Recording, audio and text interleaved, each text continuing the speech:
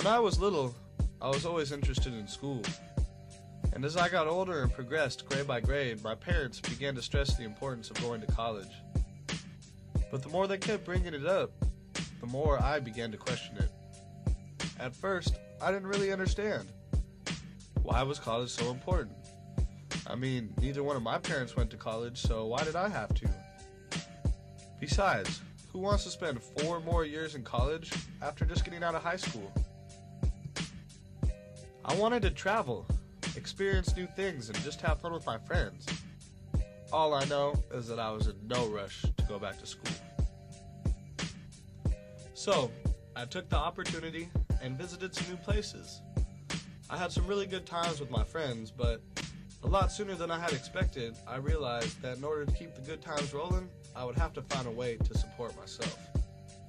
I knew that having a college degree would make it a lot easier, so I immediately enrolled myself in a junior college. And as it turns out, I enjoyed college so much that now, here I am, only a few weeks away from becoming the first member of my family to graduate with a college degree.